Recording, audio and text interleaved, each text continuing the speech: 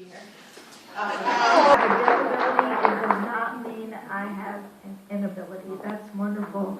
And just make sure that everyone feels accepted and treated the way that they should be and not invisible. It's important that everyone is recognized for what they have to offer. And as we said throughout the evening, just because you might be in a wheelchair or it may take a little bit longer to do things, as Sarah mentioned, it doesn't mean that you have the inability to learn or the inability to get it done.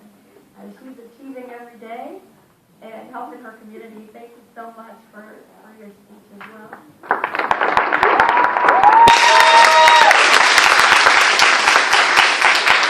And next, we'll send the microphone over to Miss Jessica Catat de la Tour.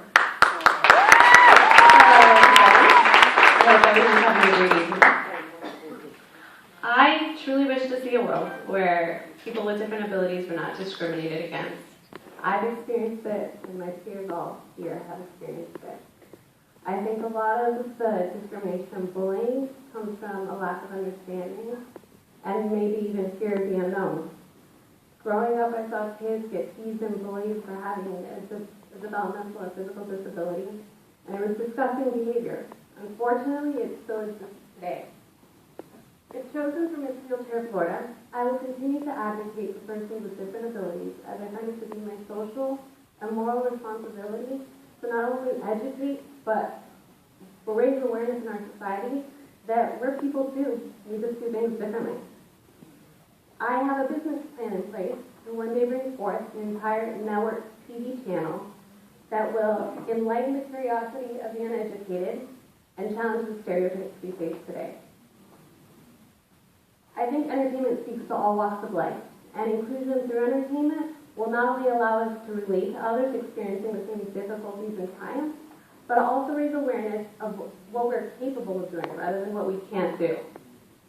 I envision 24 hours of programming dedicated to wheelchair sports, travel shows showcasing accessibility around the world, reality shows, latest advances in medicine and technology, and also scripted shows that have a cast with actors that have disabilities instead of casting someone to play a role of someone with a disability.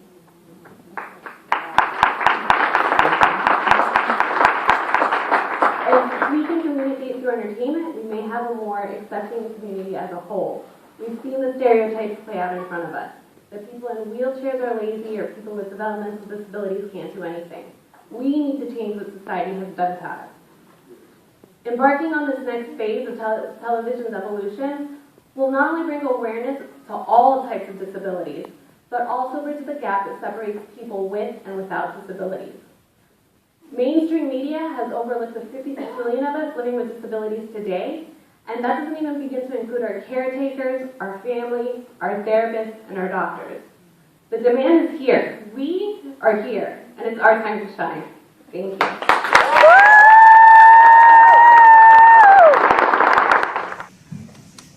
Okay, Jessica, this is, I think, my favorite question. This is the 25th anniversary of the ADA. Where do you see the law in 25 years? Hopefully we'll have more acceptance. There's a lot of things that we still haven't reached, and I've learned a lot about that this weekend. One thing that I learned is the amount of parking spaces that are allowed in a parking lot, it's a very small percentage, and the amount of people with disabilities is growing, so we need to meet those needs, and there's a lot of needs that are not being met, so I hope we're headed in that direction.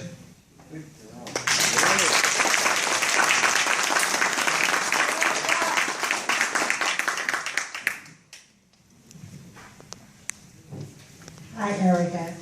Hi. Your question is, what, if anything, do you believe is missing from the Americans with Disabilities Act? Try something new. That is an accomplishment. You always hear winners by what you are attempting and trying and doing here, but what you're already doing in your community and making a difference every day. Work that is appreciated not only by the folks here in this room, but those who have benefited from what you have done and offered and shared in your community. So thank you for everything that you've done. And we will go ahead at this point and announce our second runner-up. Oh, the medallions first. Okay, we'll go forward with the medallions for everyone first.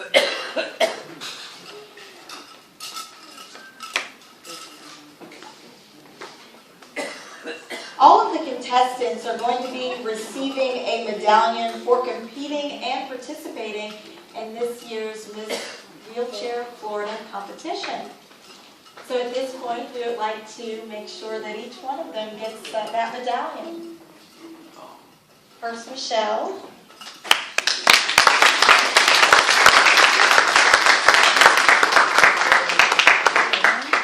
And then we will move forward with Miss Mary Catherine. Then Miss Yvonne. Followed by Haley.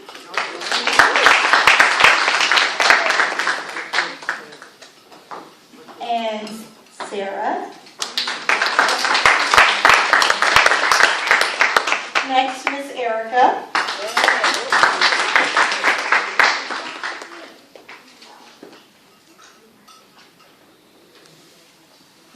Followed by Miss Jessica.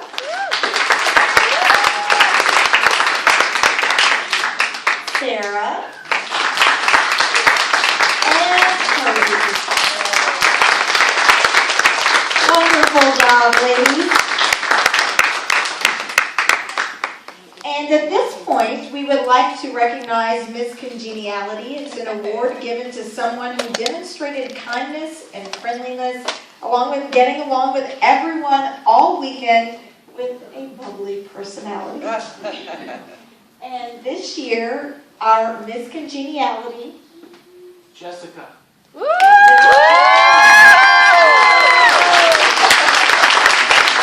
Congratulations to you, Jessica.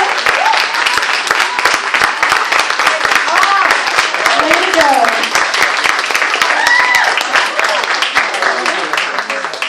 And at this point in the evening, I would like to announce our second runner-up.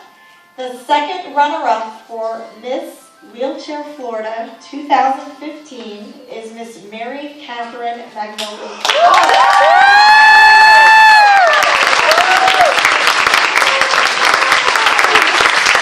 Congratulations.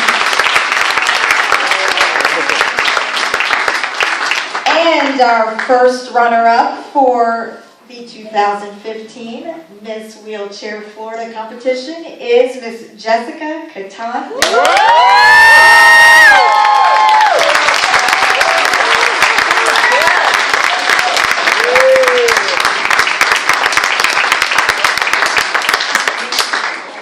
And last but not least, our winner this year, the new 2015 Miss Wheelchair Florida is Miss Sarah Gable.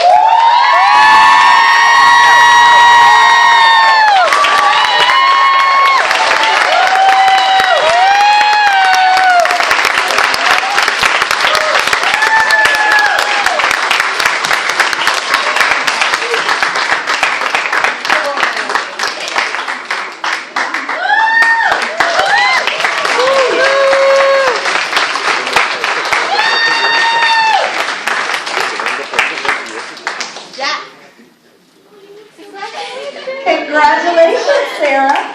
As they prepare to hand you your trophy, would you like to say a few words? I just want to say thank you so much for everybody here, for all the supporters at home, and thank you to the wonderful girls sitting on stage. It's been such a wonderful experience, and I will be there to support all of you while you in your journeys, and I really look forward to it. So thank you. Yay!